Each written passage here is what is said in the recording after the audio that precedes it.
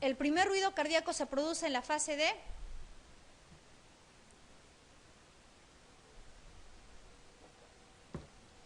primer ruido cardíaco, a ver chicos,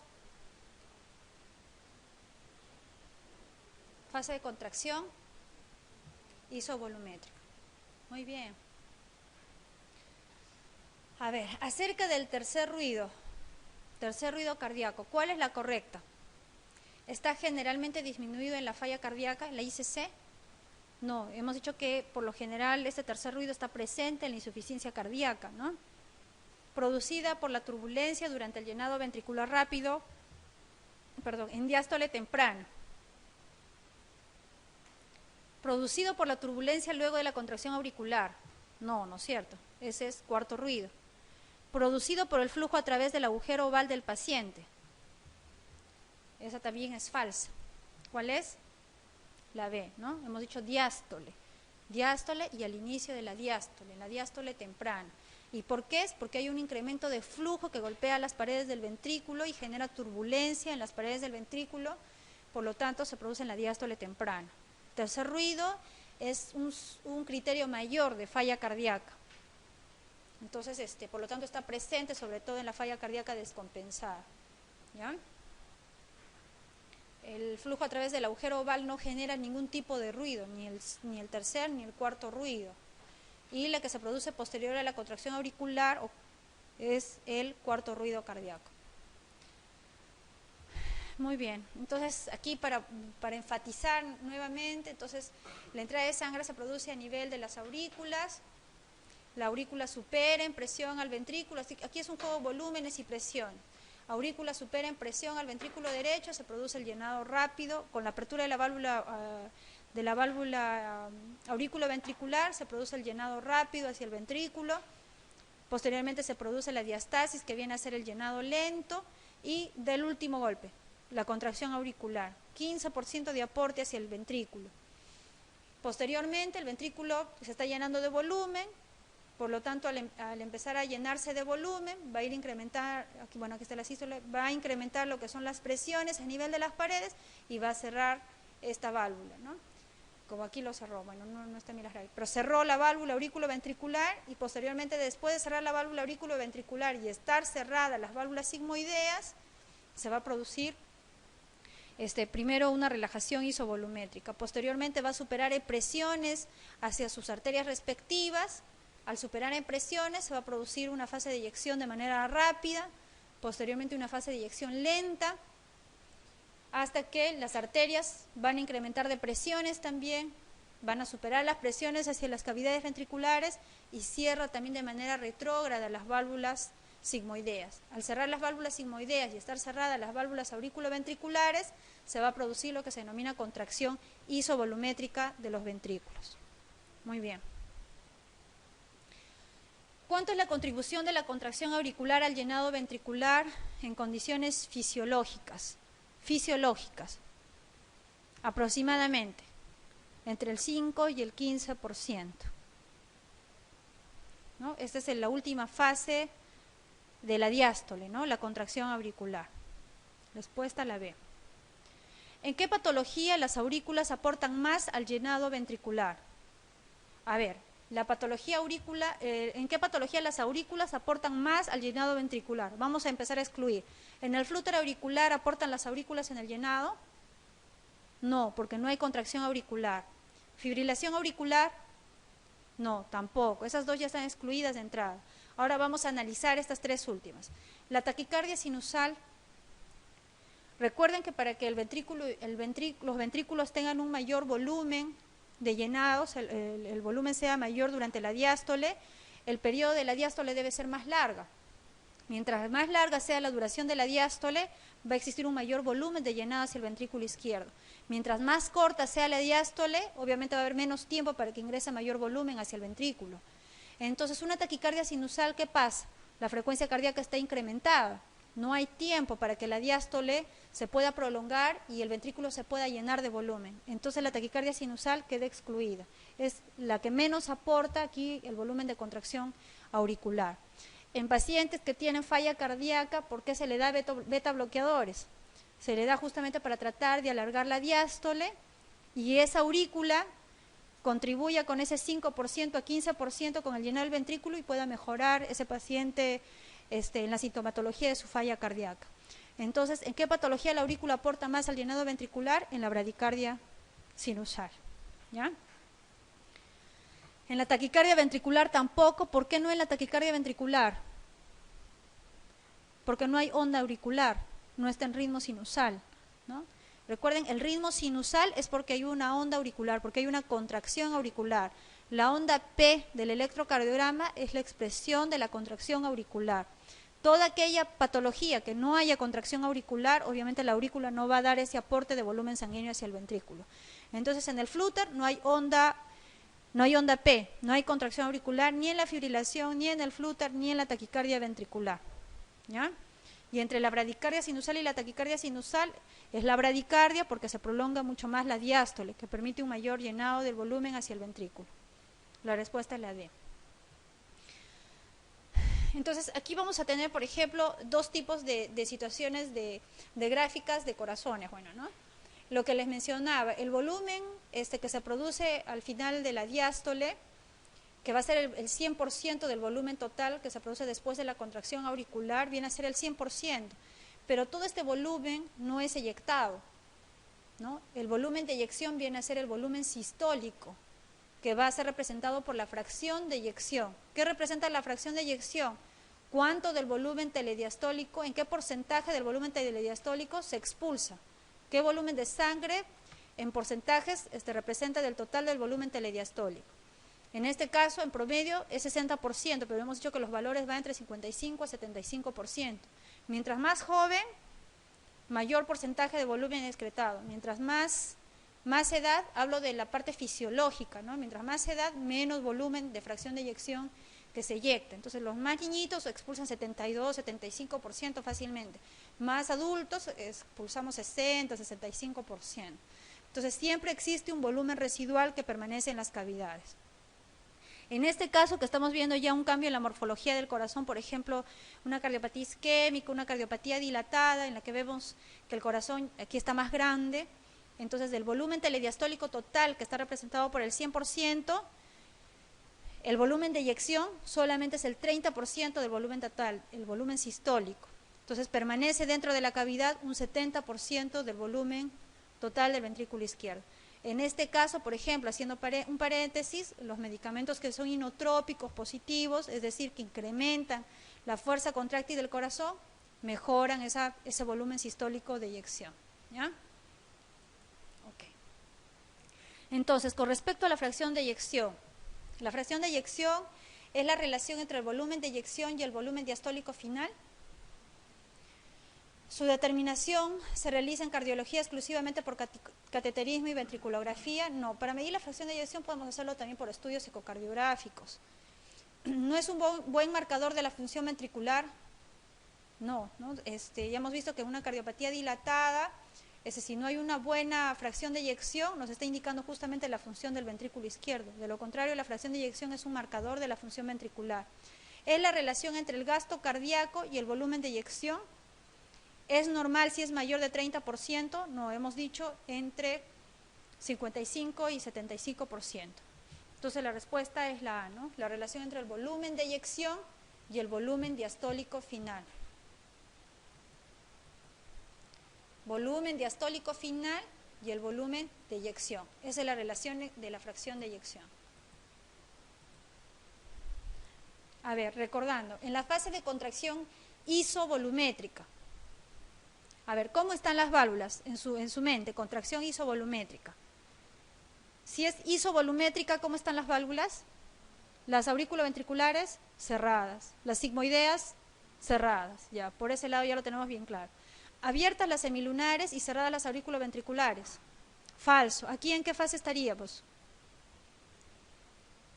Abiertas las semilunares y cerradas las auriculoventriculares. Cualquiera, a ver.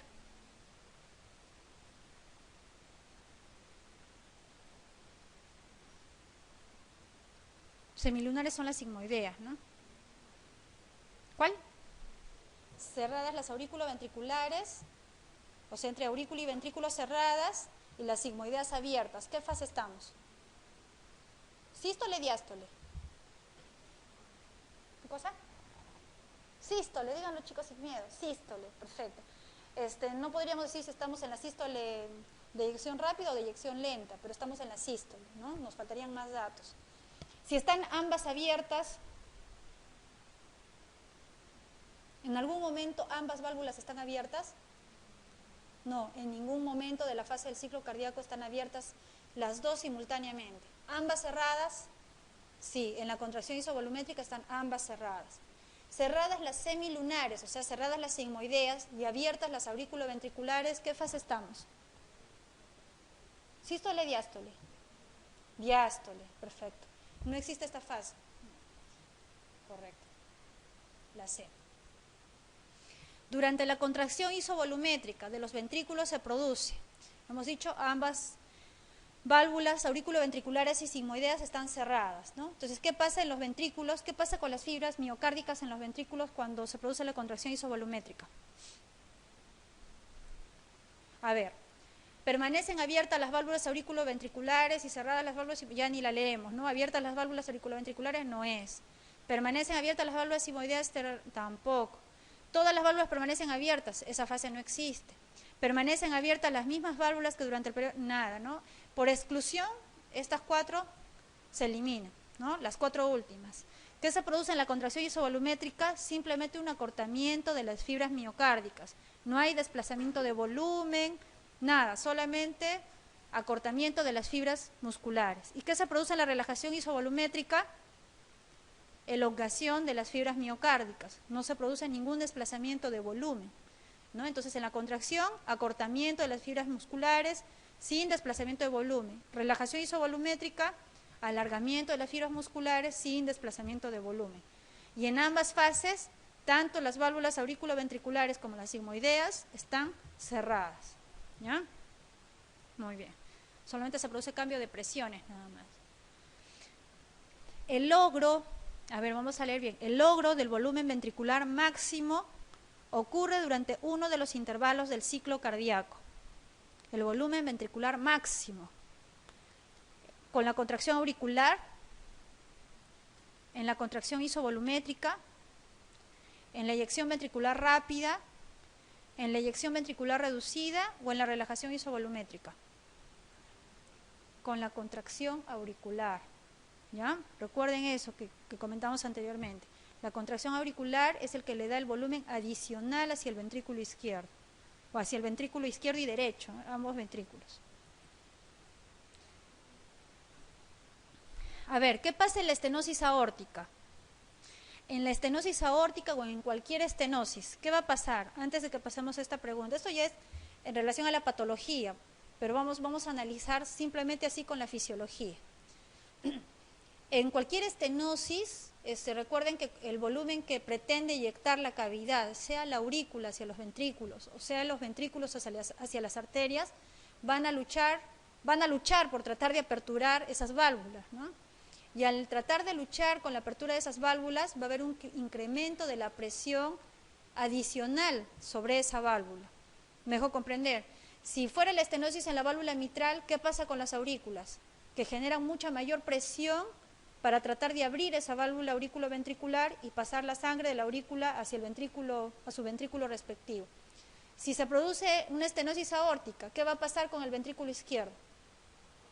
Va a incrementar su presión con mayor fuerza para tratar de aperturar esa válvula que se encuentra obstruida, ¿correcto? Entonces, en la estenosis aórtica se puede afirmar. Estenosis aórtica, hablaríamos de la lucha que está teniendo el ventrículo izquierdo para aperturar la válvula aórtica, que está seguida por la arteria aorta, ¿no es cierto? Entonces, la presión pico intraventricular izquierda es menor que la presión arterial sistólica. No. La presión intraventricular pico es igual a la presión arterial sistólica. La presión pico intraventricular izquierda es mayor que la presión arterial sistólica. La presión pico intraventricular izquierda y la presión arterial sistólica son menores de lo normal. La presión pico intraventricular izquierda es menor que la presión arterial sistólica. sería que la presión pico intraventricular izquierda es mayor que la presión arterial sistólica. En cuanto a la estenosis mitral, podemos afirmar, lo mismo va a pasar, la aurícula izquierda hacia el ventrículo izquierdo, ¿no? Tanto la presión de la aurícula izquierda y la presión del ventrículo izquierdo son mayores de lo normal. La presión de la aurícula izquierda es mayor de lo normal y la presión del ventrículo izquierdo es menor a lo normal. La presión de la aurícula izquierda es normal y la presión del ventrículo izquierdo es mayor de lo normal. Tanto la presión de la aurícula izquierda y la presión del VI son menores de lo normal. O la presión de la aurícula izquierda es mayor de lo normal y la presión del VI es mayor de lo normal. Para empezar, la presión de la aurícula izquierda siempre va a ser mayor en el caso de una estenosis mitral. ¿Cómo va a ser la presión del ventrículo izquierdo? Menor a la presión de la aurícula izquierda, ¿no? La B. Siguiendo con lo que es la función cardíaca. La función cardíaca va a depender básicamente de 3 factores que son importantes. Recuérdelo bien siempre, la precarga, la poscarga y la contractilidad cardíaca. Precarga, poscarga y contractilidad cardíaca. De estos 3 factores va a depender la fracción de eyección, va a depender el volumen sistólico final del ventrículo izquierdo. La precarga se produce por toda la sangre que retorna hacia las aurículas. Vamos a hablar como si fuera el ventrículo izquierdo, pero lo mismo sucede con las cavidades derechas, ¿no? La precarga va a depender de todo el volumen que retorna de la circulación sistémica hacia la aurícula izquierda. Esa es la precarga. Entonces, si nosotros tenemos alteraciones en la precarga, como por ejemplo hemorragias, deshidratación, entonces obviamente la fracción de eyección también se va a ver disminuida porque hay un volumen que está retornando hacia la aurícula izquierda en menor proporción, ¿correcto? El otro factor que influye también en lo que es la fracción de eyección es la contractilidad cardíaca. La contractilidad cardíaca va a depender de la integridad de las sarcómeras, de la integridad del músculo cardíaco y de la sincronía que guarden en la contractilidad del músculo cardíaco. Hay patologías que van a alterar la sincronía, sí, por ejemplo en los trastornos de conducción aurículo-ventriculares va a haber una sincronía en la contracción del ventrículo izquierdo, primero se contrae la pared lateral, luego se contrae el septum interventricular y eso también disminuye la fracción de eyección. Podemos tener alteraciones en las células miocárdicas y en las sarcómeras que produzcan una alteración en la fracción de eyección también.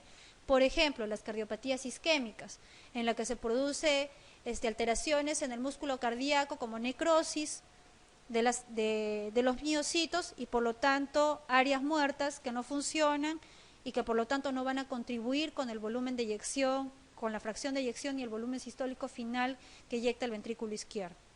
Entonces ese es el segundo factor, la contractilidad cardíaca. Y el tercer factor viene a ser la poscarga. Y la poscarga viene a ser contra qué lucha ese ventrículo izquierdo para eyectar un volumen, un volumen sistólico final. Entonces, ¿cuáles son esos 2 factores con los que lucha? Uno es que aumenta el grosor de las paredes del ventrículo izquierdo por cualquier causa, que se produzcan alteraciones en la salida de las cavidades de los ventrículos, por ejemplo, en la salida de la aorta, como una estenosis aórtica, como una coartación de aorta que se produce un poquito más alto, o enfermedades que produzcan alteraciones a nivel de la misma aorta, que produzcan algún grado de obstrucción y que no permitan una salida adecuada del volumen hacia la circulación sistémica o la circulación pulmonar. Y el otro factor importante también sería la hipertensión arterial, es decir, un incremento de las resistencias a nivel de las arterias que no permiten igualmente una adecuada expulsión del volumen sistólico final del ventrículo, ¿no? De su cavidad que corresponde. Entonces, esos son los 3 factores que van a influir en lo que es la contractilidad y la fracción de eyección. Este es un miocardio normal, por ejemplo, en la cual, aquí estamos en una fase diastólica, con unas paredes, el ventrículo izquierdo siempre va a tener paredes un poco más gruesas que el ventrículo derecho, porque recuerden que el ventrículo izquierdo trabaja con presiones, el ventrículo derecho trabaja más a volumen, El ventrículo izquierdo trabaja con una circulación sistémica, por eso tiene paredes un poquito más gruesas. El ventrículo derecho trabaja con presiones menores. Las presiones en la arteria pulmonar, por ejemplo, la presión sistólica no pasa de 25 milímetros de mercurio, su diastólica no pasa de 8 milímetros de mercurio, mientras que en las cavidades izquierdas la presión la presión arterial es la diastólica más o menos 70, la sistólica más o menos 120. Entonces, el ventrículo izquierdo siempre va a trabajar con presiones mucho más altas. Por lo tanto, las paredes van a ser más gruesas. Mientras que el ventrículo derecho trabaja más con volúmenes. Por lo tanto, sus paredes no van a ser tan gruesas como el ventrículo izquierdo. Muy bien, entonces, viendo este corazón de estructuras normales, vemos que aquí tenemos una diástole con un volumen que es 100%, obviamente, y tenemos aquí una sístole, donde se va a producir básicamente la contracción. Vean que desde la punta y las paredes laterales y el septum interventricular son las que se encargan de eyectar e impulsar hacia la salida por la aorta, y vamos a tener aquí una fracción de eyección aproximadamente del 60%, quedando un volumen residual de aproximadamente 40%. Pero ¿qué pasa cuando este corazón se altera? Por ejemplo, aquí tenemos un ventrículo izquierdo que por un infarto aquí por ejemplo, ¿no? Que por un infarto se ha producido una isquemia miocárdica en una gran porción del septum, toda la porción apical y parte de la pared anterior y lateral del ventrículo izquierdo. Entonces, esta área está muerta. No hay sarcómeras, no hay músculos, no hay miocitos, no hay potencial de acción, no hay conductibilidad eléctrica, no hay nada, es simplemente cicatriz. Entonces, esta zona no va a ejercer una función y solamente la eyección del ventrículo izquierdo se va a producir por la contractilidad que se produce a nivel de las bases de esta cavidad. Perdón. Por lo tanto, la fracción de eyección se va a ver reducida y solamente vamos a tener un volumen de expulsión de 33%. Perdón. Creo que el aire acondicionado. Muy bien, entonces hay diversos factores que influyen en lo que es la contractilidad miocárdica.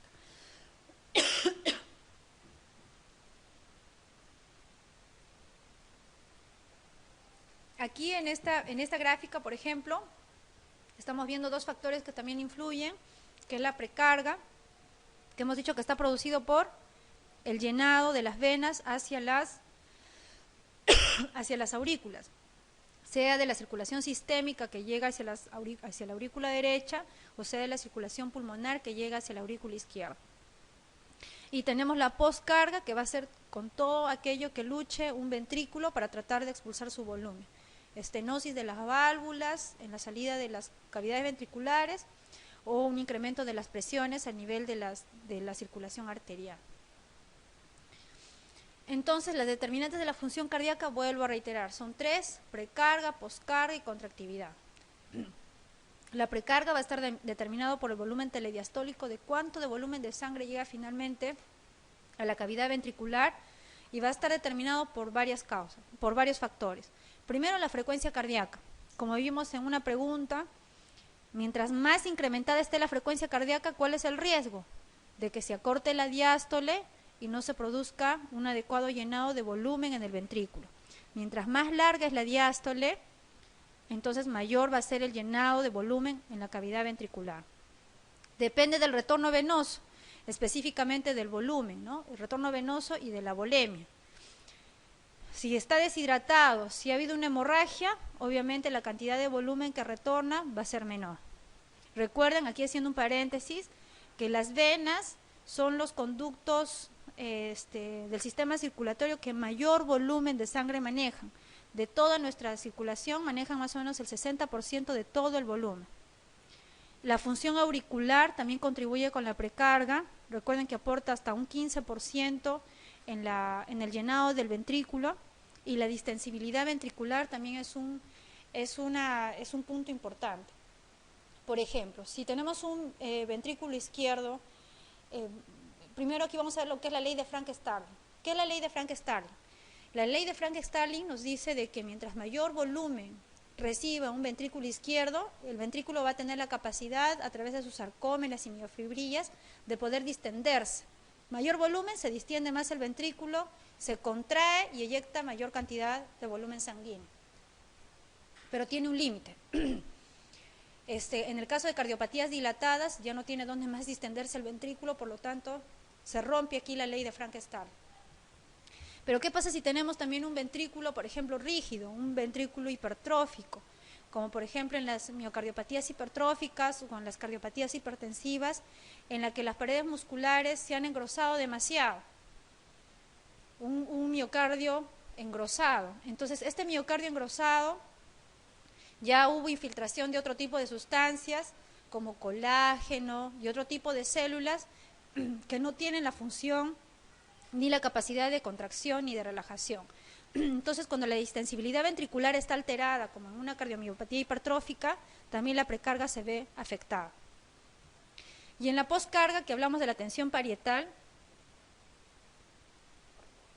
en la tensión parietal, aquí es importante la ley de Laplace, en la que dice de que tiene una relación inversa en realidad con el grosor de las paredes del ventrículo,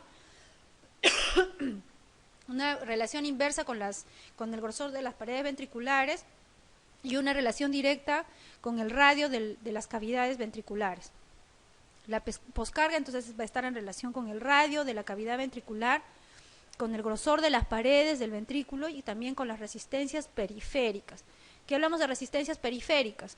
Las arterias, por ejemplo la hipertensión arterial. ¿Por qué se engruesa un poco más el ventrículo izquierdo o los ventrículos? Por ejemplo, una estenosis aórtica o una misma miocardiopatía hipertrófica puede incrementar también la tensión a nivel de las paredes y esto alterar la función, el factor de la poscarga. Y vamos a tener también la contractividad, que es la encargada del inotropismo. El inotropismo es una de las cualidades del ventrículo que son propias y que es básicamente la contractilidad que tiene el músculo cardíaco. ¿De qué va a depender? De la masa contráctil. Entonces, cuando existen cardiopatías isquémicas, la contractilidad va a estar también disminuida, por lo tanto también la función cardíaca. El pH, la acidosis metabólica, influye también con la contractilidad. Cuando se producen los paros cardiorrespiratorios, tenemos acidosis metabólica. Entonces ahí incrementa también con la disminución de la función cardíaca. Depende del calcio. Aquí vuelvo a reiterarles, el calcio juega un rol importante con la contractilidad. Niveles bajos de calcio, no va a haber fase 2 del potencial de acción. Se va a perder esa inhibición existente de la tropomiosina y por lo tanto no va a haber contractilidad miocárdica.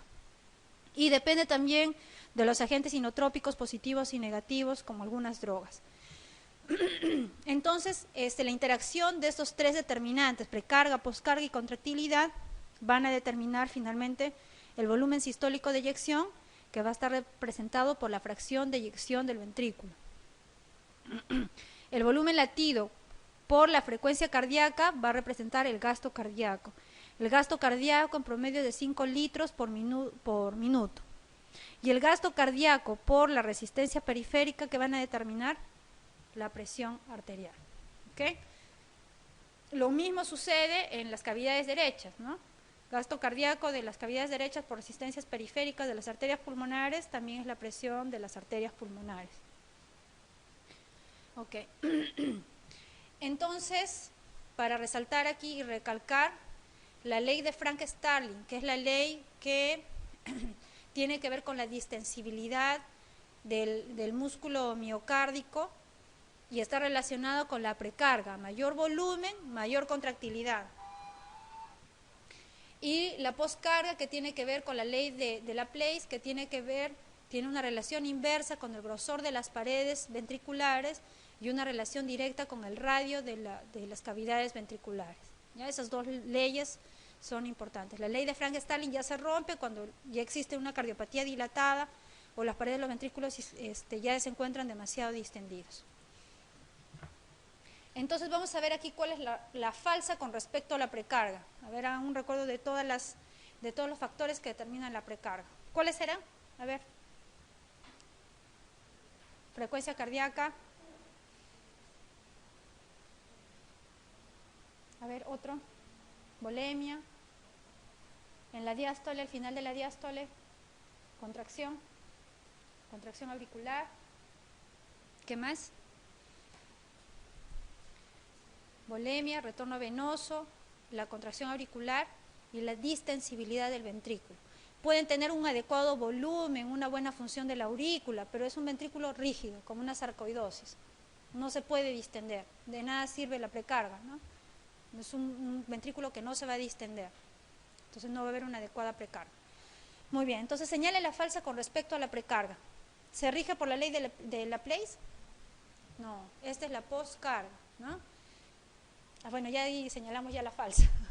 Pero, a ver, ¿está directamente relacionada con el gasto cardíaco, con una contractilidad normal? Sí, correcto, ¿no? Está relacionada con la longitud de la fibra miocárdica en la telediástole. ¿Qué ley es esta? Frank-Starling, ¿no?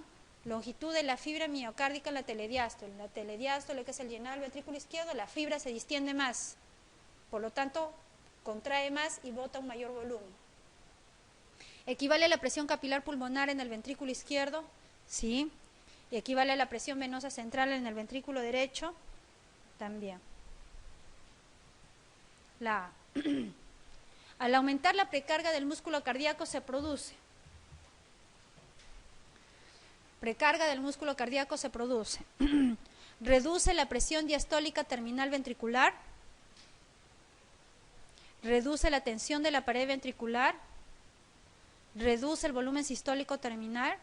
Al aumentar la precarga, disminuye el tiempo que toma el músculo para alcanzar su máxima tensión. Aumenta la tensión de la pared ventricular.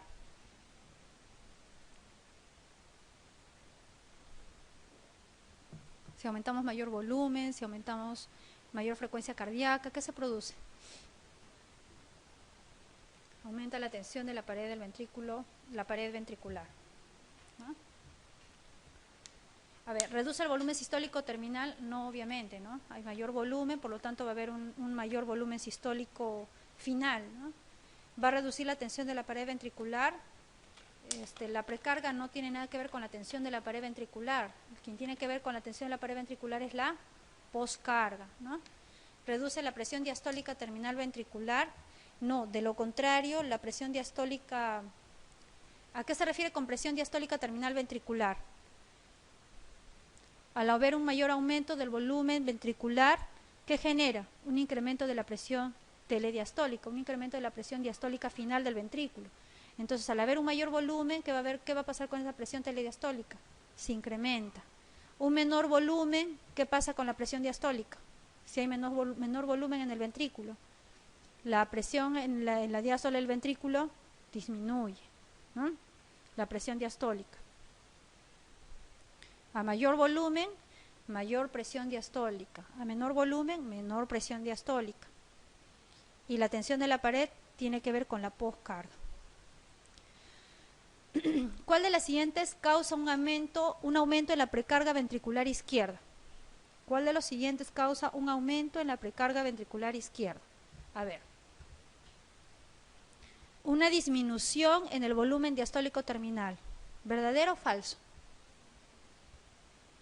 Aumento en la precarga ventricular izquierda. ¿Qué es aumento en la precarga ventricular izquierda? ¿Con qué tiene que ver? Con el volumen diastólico final del ventrículo izquierdo. Mayor volumen diastólico del ventrículo izquierdo. Entonces, cuando hay un aumento en la precarga del ventrículo izquierdo, ¿habrá una disminución en el volumen diastólico terminal? No, va a haber de lo contrario un mayor volumen diastólico. ¿Hay un aumento en la presión diastólica terminal? ¿Hay un aumento en el radio sistólico terminal? ¿Un aumento en el volumen sistólico? ¿Disminución en la máxima tensión de la pared ventricular? Ya ustedes dijeron, ¿no? Un aumento en la presión diastólica terminal. Muy bien.